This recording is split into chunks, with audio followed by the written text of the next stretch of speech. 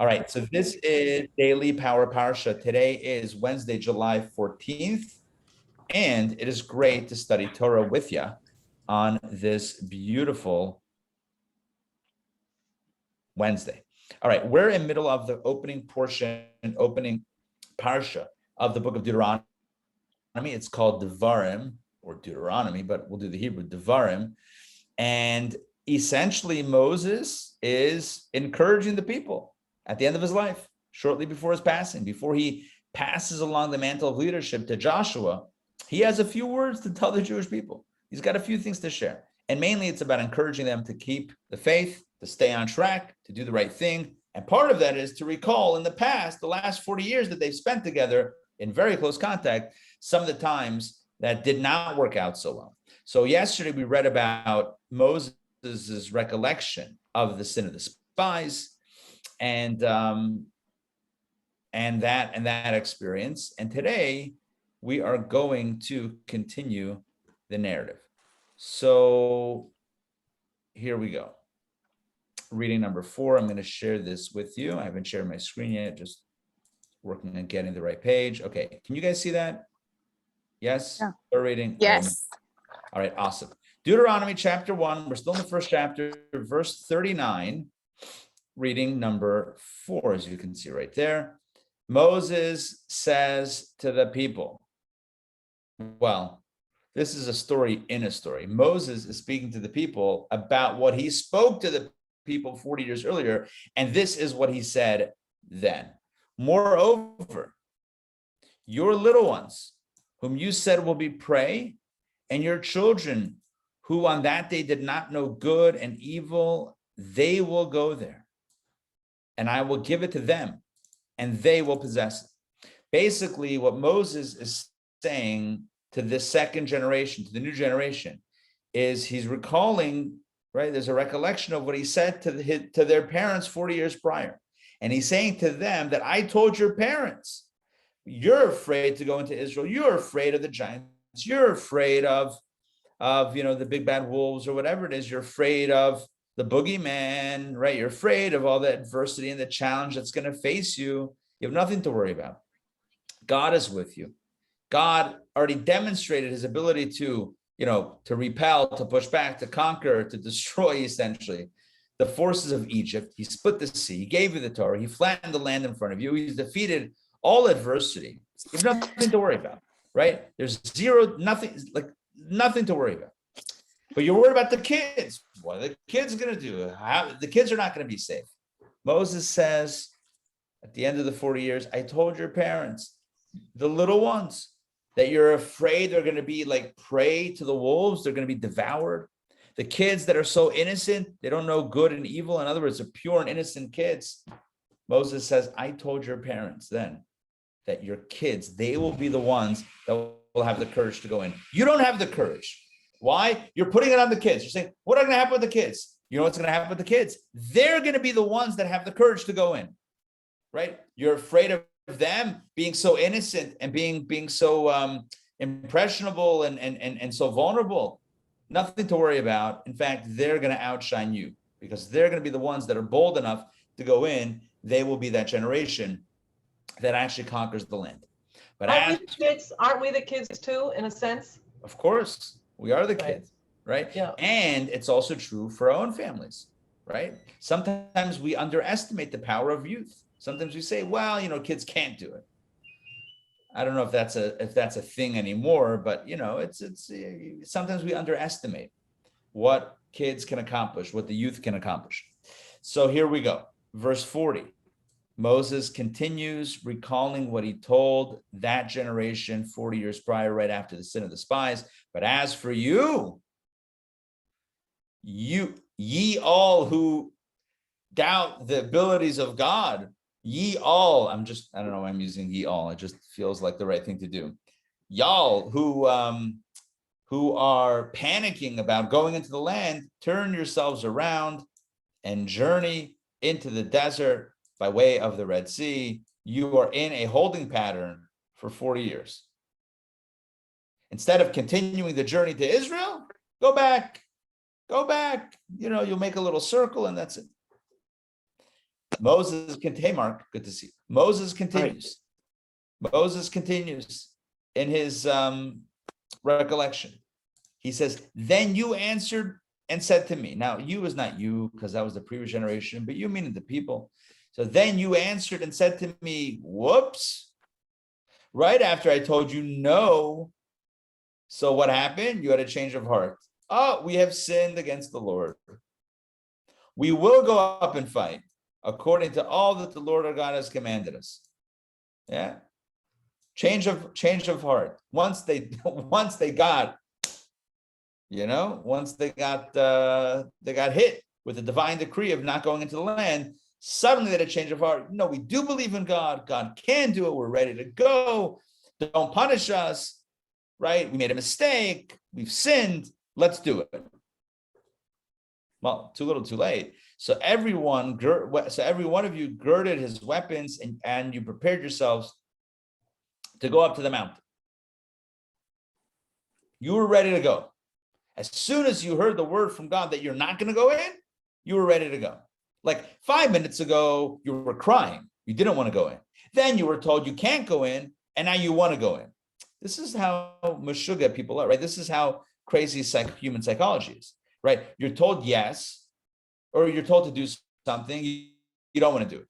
Then you're told, well, then don't do it. Then you want to do it. Like reverse psychology, right? It's like you tell someone you have to, they don't want to. You tell someone you can't, then they want to do it. This is what's going on. And the Lord said to me, so God said to Moses, as Moses is recalling, say to them, neither go up nor fight.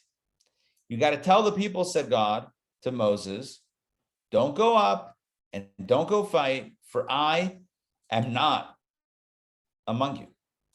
That's going to be a suicide mission, lest you be struck down before your enemies.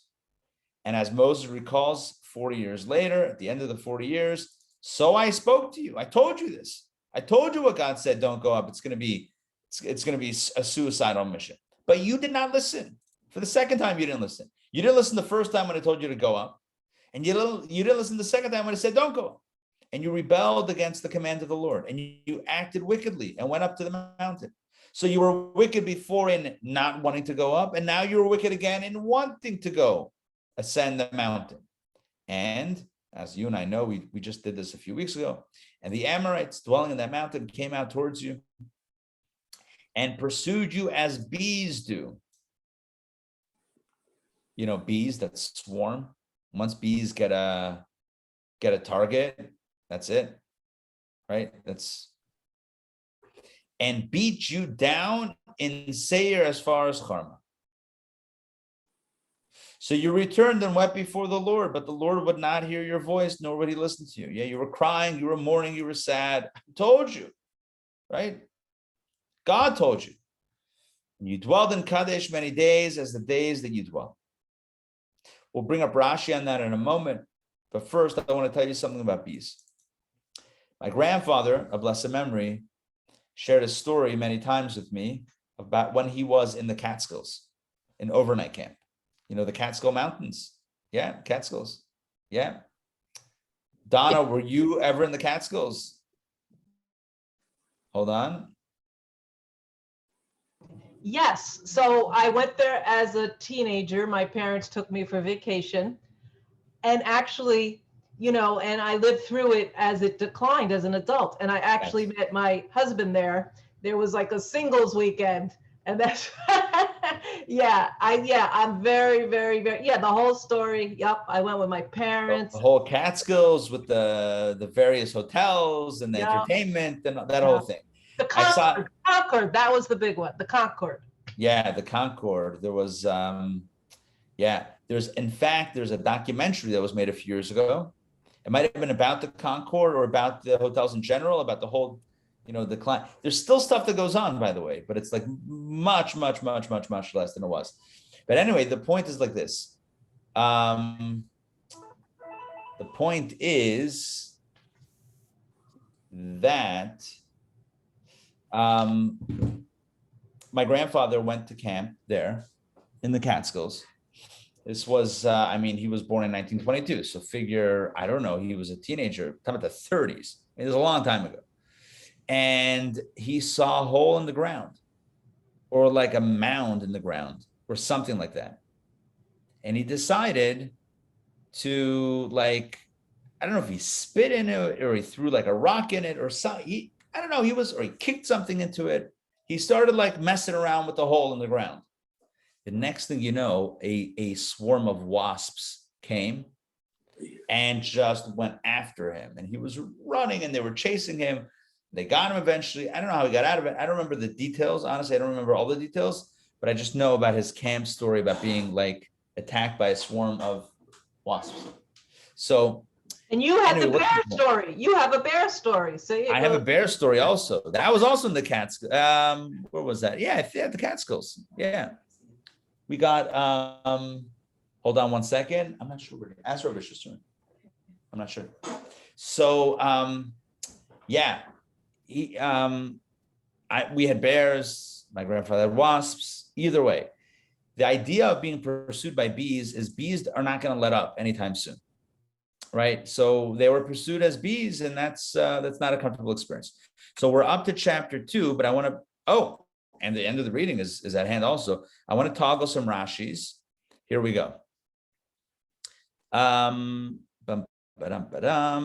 a look at Rashi on turn yourselves around and journey into the desert by way of the Red Sea. This is God's response to the Jewish people not wanting to go into the land initially. So turn yourselves. I thought previously to let you pass through the breadth of the land of Edom northward, tempted the land, but you sinned and caused delay for yourselves. Turn yourselves backwards and proceed through the desert towards the Red Sea. For the desert in which they were traveling was south of Mount Seir, separating the Red Sea from Mount Seir. Now turn in the direction of the sea and go around Mount Seir along its entire southern side from west to east. To help us understand this, I'm going to stop sharing for a moment and show you my handy dandy, trusty Chumash. The reason why I'm pulling this out is because there's a wonderful picture that shows the journey and the wandering of the 40 years and how they circle back. So let me pull this up. Give me a second here.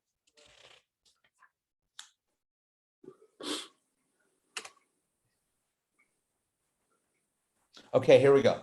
You guys are going to love this. Wait, maybe there's a better one. Let's see if I have a better one. I've showed this to you before.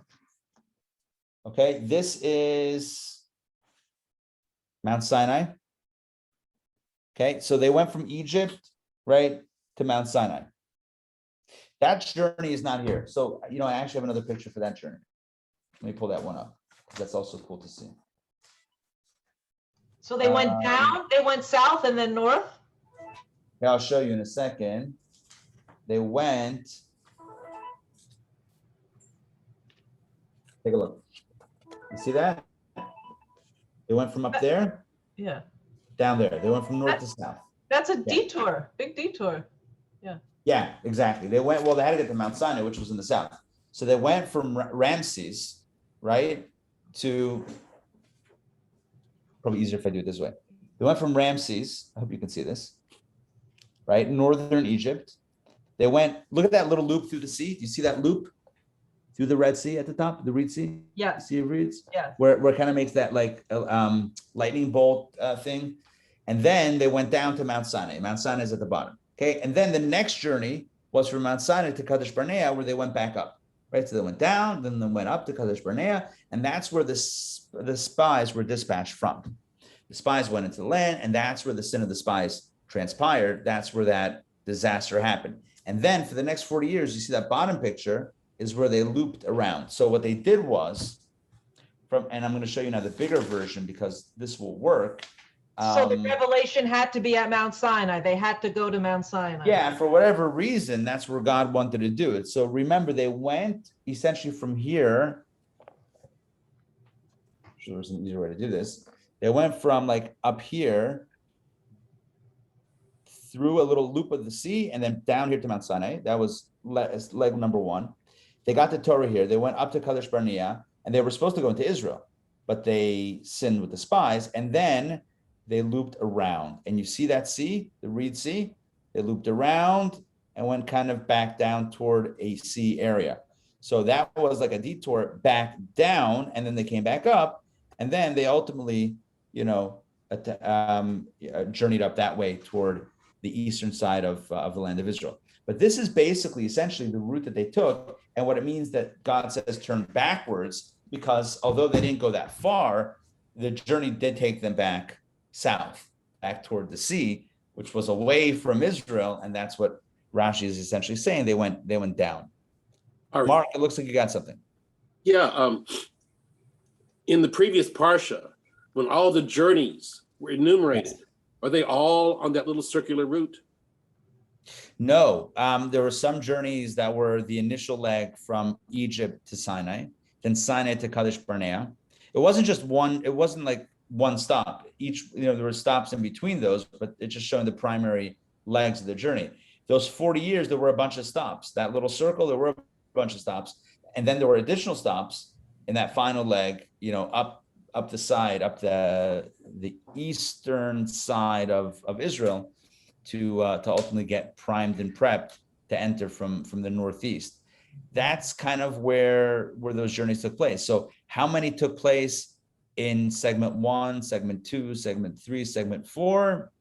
We would have to look back. But it wasn't just like 1, 2, 37, 40. It was more nuance than that. Yeah. All right, let me share the screen. Let's do some more in-depth inside study. That's what Rashi says basically over here backwards, because as you saw in the loop, they didn't just stay in one place for 40 years. They didn't go up initially. They went back and then loop back up. Let's continue. I'm going to skip this Rashi. Here we go. Moses recalls that God told him after the sin of the spies and after the people were told they're not going to go to the land, and then they said, we do want to go. God replied, and as Moses reported, God said, neither go up nor fight. What does neither go up mean? Rashi explains, there will be no ascent, victory for you, but only a descent, only a defeat. If you try to go up, you will not go up in victory, you will only go down in defeat. As bees do, Rashi says something completely different. That's why we do this with Rashi, as bees do. Rashi says, just like a bee dies instantly after stinging a person. Do bees die instantly after stinging a person? I think some bees do. So Wasp, they too, Wasp does not. Wasp, yeah, I think that might have been part of the problem actually. But yeah, just as bees or some bees die instantly after stinging a person, Rashi says they too, the Amorites, upon touching you, died immediately. What's interesting is that if you recall in the story, the Amorites eventually did were ultimately conquered, right? Sichon Melech Amori, right? Sichon Melech Amori. That Sichon was the king of the Amorites. So the Amorites at some point also were defeated, but they got in the sting. They got in the sting, and the sting was for those that tried nonetheless to conquer the land of Israel without God's help. That's what they were cut down by the Amorites, and then the Amorites themselves were ultimately cut down. Okay, next, the Lord would not hear your voice, as if possible to say of God, you made his attribute of mercy as though it were cruel. So Rashi says, what does it mean that God would not hear your voice? How could God not hear the voice of prayer? So it means, Rashi says, kaviyachol, as if to say that God made his attribute of mercy cruel. In other words, God said, I'm not going to be compassionate in this instance. Usually we can appeal to God's compassion, but God says, in this case, I'm not going to be compassionate. I'm going to be cruel.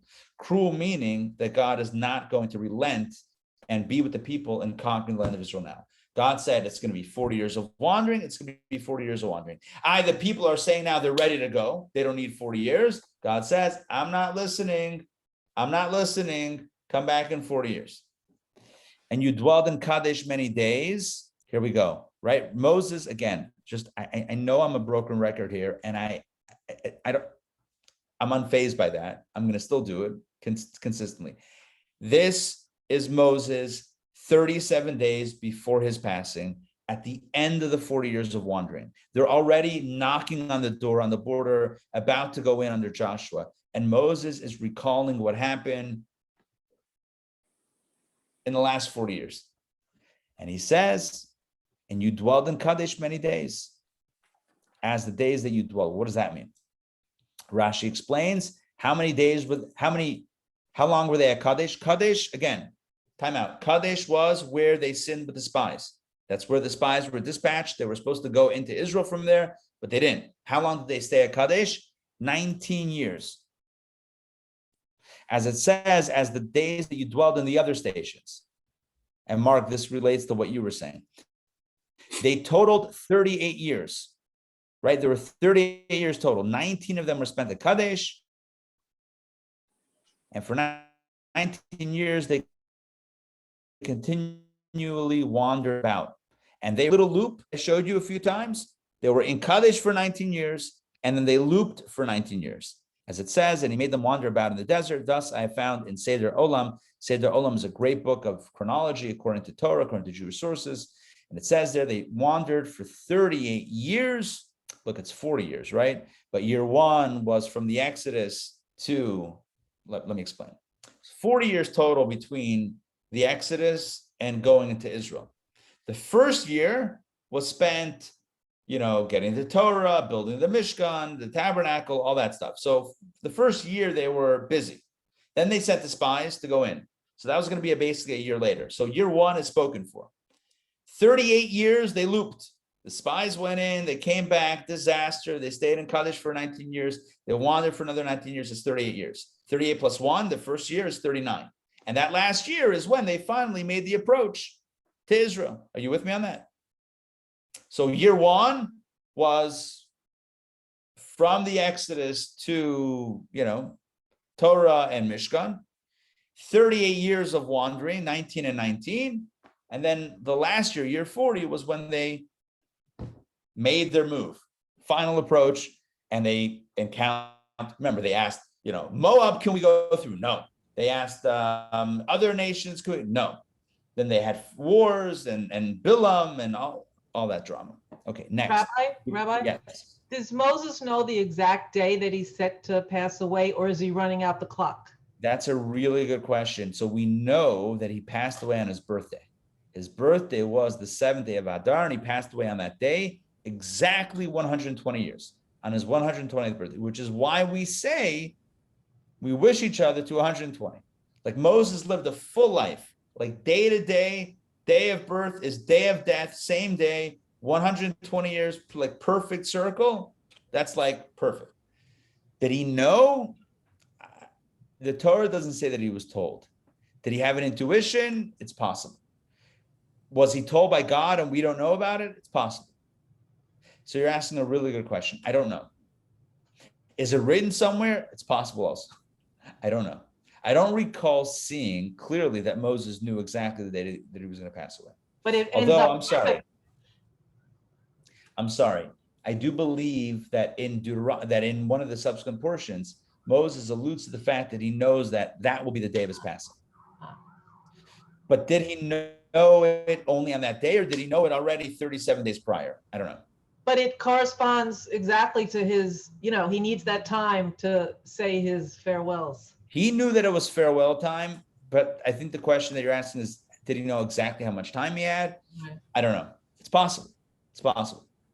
All right, let's continue. This is chapter 2, verse 1, and you're noticing that, once again, the chapter and verses don't line up with the readings.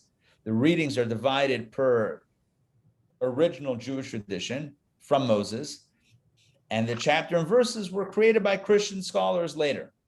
Why do we adopt it into our chamashim, into our books? Because it's handy. It is handy, but it doesn't always line up. So here you see that a new chapter begins in the last verse of a reading, when clearly that's not the way it's divided it originally. Reading 5 would be a new topic, but here we do it this way. All right, let's read this. I'll keep Rashi up. Then we turned, and after the sin of the spies, and after they were those that tried to go were killed, and we dwelled in Kadesh many days. So then we turned and journeyed into the desert by way of the Red Sea, or the Sea of Reeds, as the Lord had spoken to me, and we circled Mount Seir for many days.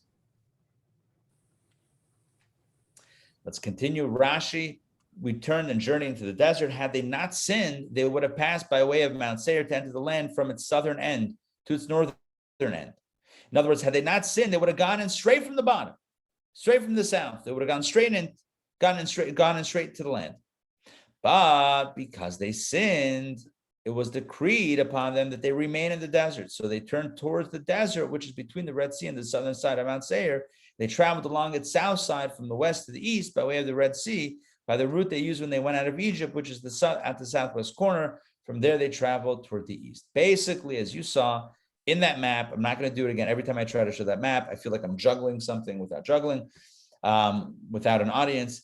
I mean, without like applause of like actual juggling, just literally struggling with a book. But here's my point. Rashi says from Kadesh, they were supposed to go straight in, but they didn't. They looped around, and then they traveled to the east, and then they went back up, or not back up, they went up to where they were at that point. And we circled Mount Seir, Rashi says, the whole south side, as far as the land of Moab, would be called Mount Seir. Now, is Mount Seir on our map? That's a really good question. It would be cool if it was, but I can't confirm until I look at it on my own and verify that. So what are some takeaways from this reading? I mean, it's continuing the story of yesterday, and it is fairly straightforward. So what lessons might we, oh yeah, look at this. I'm going to juggle again. Sorry, guys. Told you I wouldn't. Or I told you I struggle with that, but I'm doing it anyway. Take a look. You're going to love this. There's some topography here also. This map does it all. It literally does it all. The only thing it doesn't do is tell you the gas prices along the way. Take a look at Edom, or Edom. I'm just calling it Edom, like it's done in the Hebrew. Mount Seir. Can you see that? It says Mount Seir right there with a little mountain range, little topography, grayscale, mountain situation. So you see they went up to Kadesh, looped around for 40 years, and then they just went straight across the southern point of Mount Seir. Boom, shakalaka. They were supposed to go, see the dashed line, straight in. And we just read that had they not sinned, they would have gone straight in.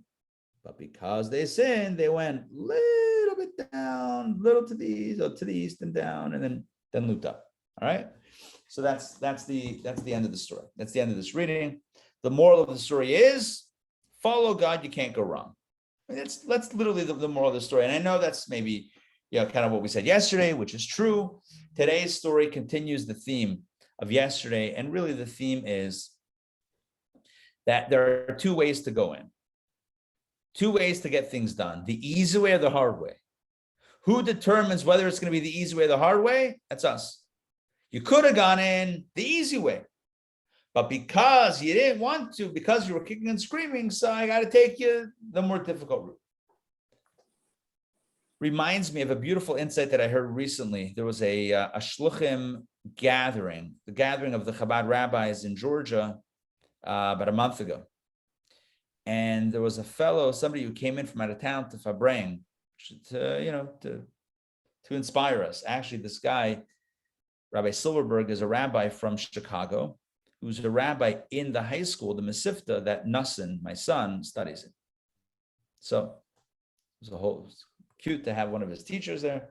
And he said a beautiful idea. So when it comes to exile, the Jewish exile over the last 2,000 years, with no temple, right? Exiled, scattered around the nations. So there's conflicting messages. On the one hand, we say, it's because of our sins. We messed up.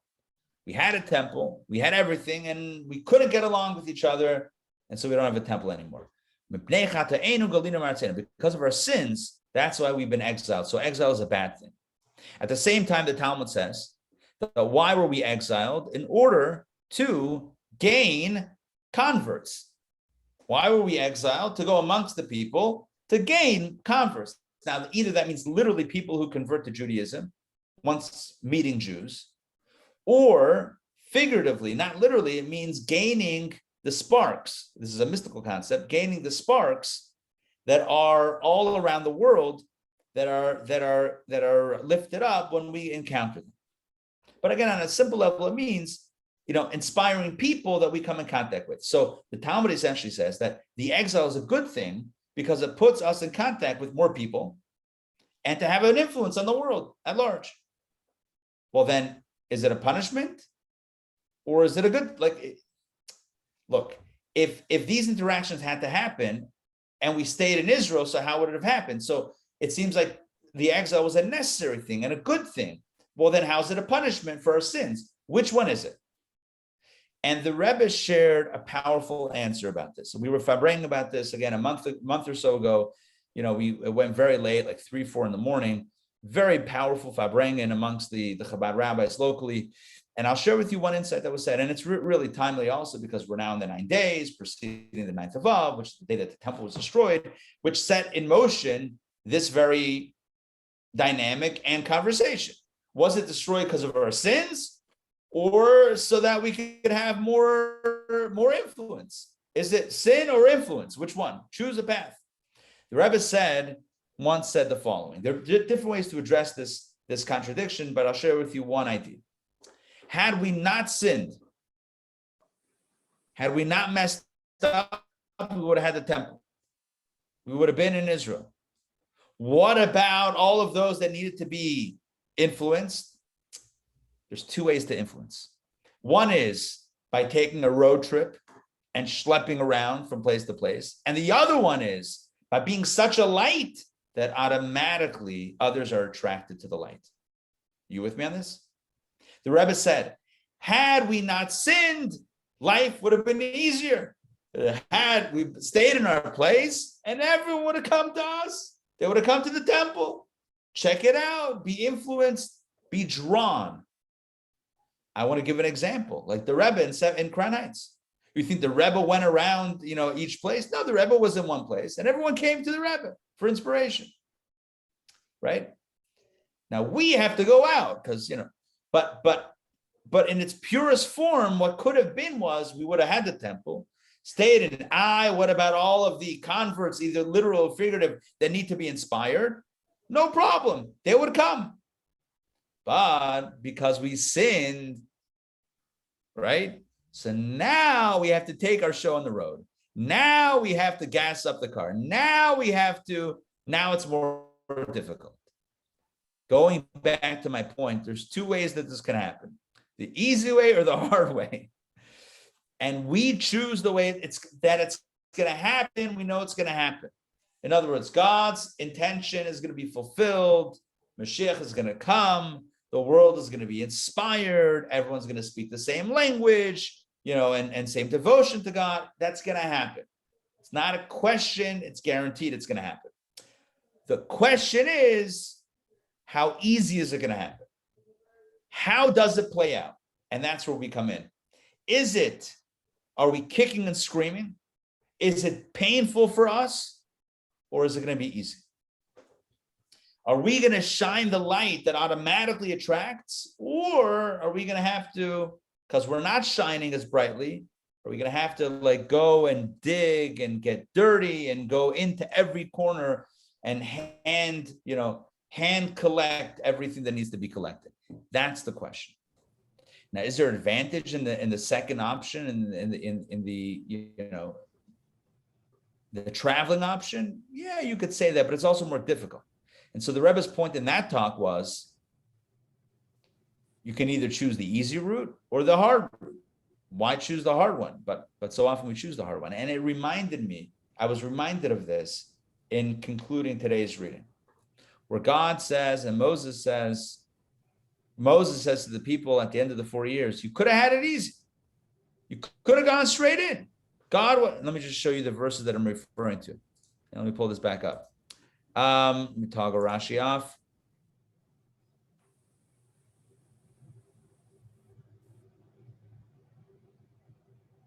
No, maybe it was in Rashi. I'm sorry. Yeah, this last Rashi.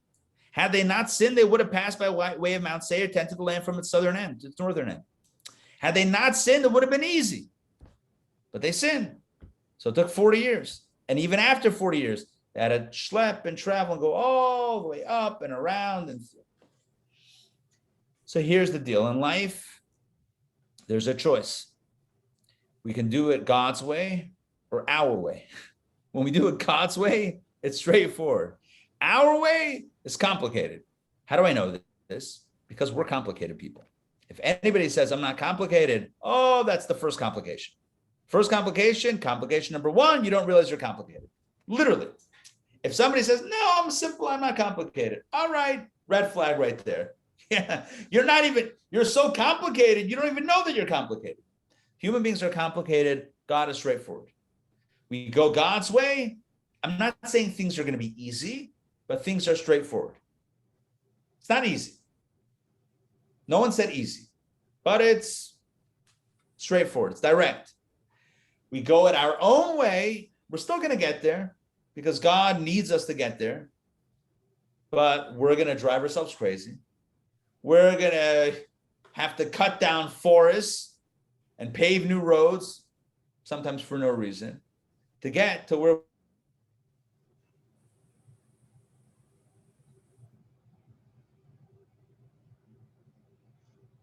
Jonah and the whale, God gives him, did I cut out for a second? Yeah, for a couple of seconds.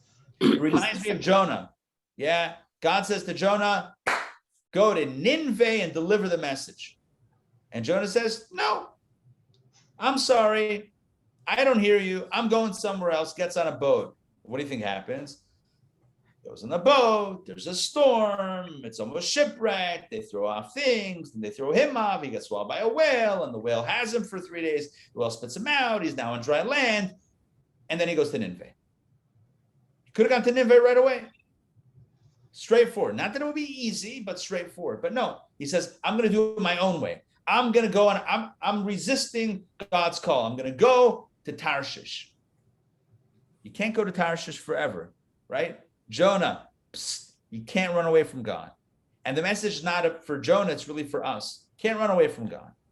I don't mean that in a doom and gloom, like we can't run away from our mission in life. We can't run away from our calling. We have something to accomplish.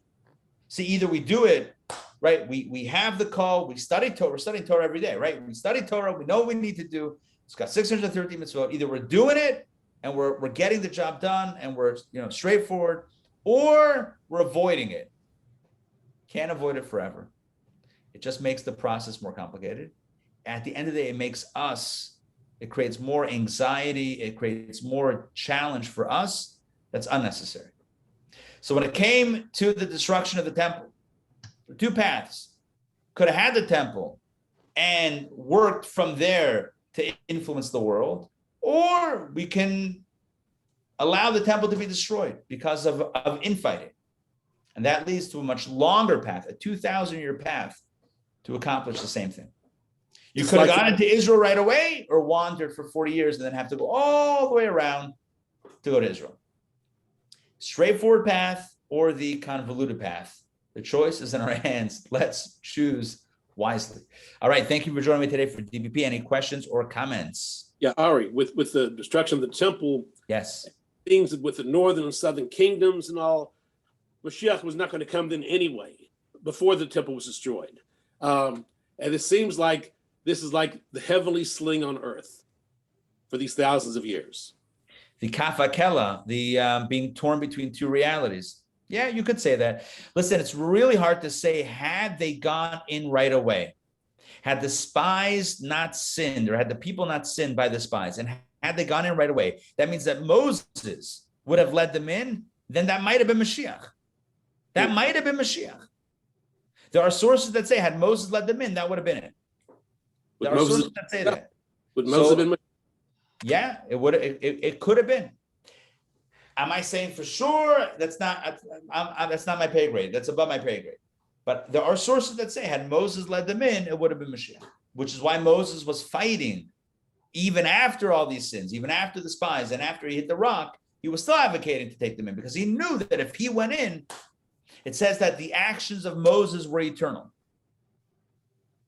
So what the tabernacle that Moses built never got destroyed. Where is it? It's buried somewhere. but like the actions of Moses would be everlasting. So that would be a messianic type thing experience. Oh, Moses didn't go in. Where was the original decree of Moses not going in? Everyone says, when he hit the rock instead of speaking to it. But the truth is, after the sin of the spies, God says to Moses, no one's going in from this generation except for Caleb and Joshua, Caleb and Yeshua. God didn't say, and you can go in, right? And if you recall, let me pull this up actually in the reading, I think in yesterday's reading, give me a second. I believe that Moses says, recalling this, hold on.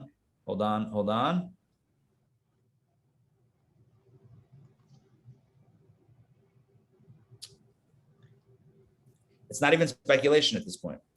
It's literally not speculation. We read it yesterday. It's in scripture. Rabbi, yesterday at the presentation, when the rabbi at the end said next year in Jerusalem, did he mean that we should find Messiah and return, or does it just mean we visit Israel personally next year? And then also, how does the creation of the state of Israel impact that we're in Exodus? I mean, in exile. Exactly. Let me just do two things, but first let me just show you the verse I'm talking about. It was the second to last verse in yesterday, third reading, right? Yesterday's reading. The Lord was also angry with me because of you, saying, neither will you go there. That's Moses saying clearly that God basically banned him from the land with the sin of the spies. So when he hit the rock, it was like the icing on the cake. But that decree happened, it first came down with the sin of the spies. Essentially, had they not sinned and had they gone in, it's very possible Mashiach would have come. That would have been the easy path. Now, are there advantages to the scenic route? Sure. But is it more painful? Yes. So we have a choice. And I think it's less important to think about others than to think about ourselves.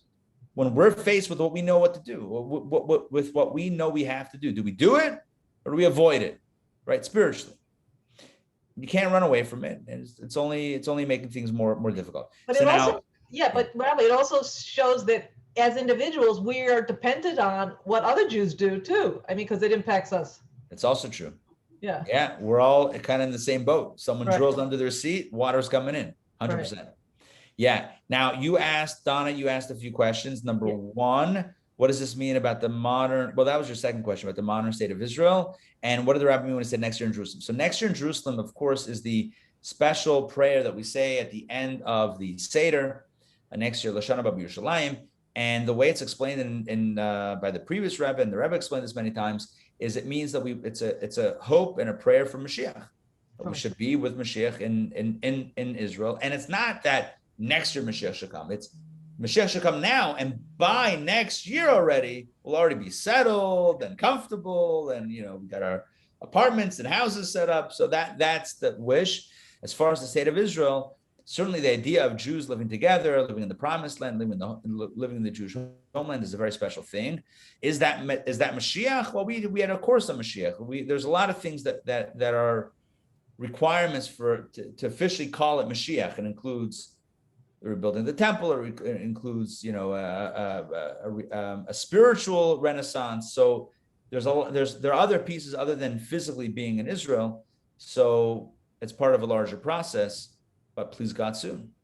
And also, how we always talk about challenges lead to greater things. So The Holocaust was part of the reason. I mean, state of Israel exists in part because of the Holocaust. Right. So I'm always hesitant, again, following my teacher, how the Rebbe spoke about the Holocaust. There was never, when Rabbi said the Holocaust happened for the state of Israel, or that was a positive from it, the Rebbe was always very hesitant to say that because of just how tragic, how horrific it was, the sheer loss of life, the sheer tragedy of it. To associate it, say, well, the positive is we got Israel, is almost to excuse it or to rationalize it or to make the horror less horrific. And the Rebbe was very hesitant to do that.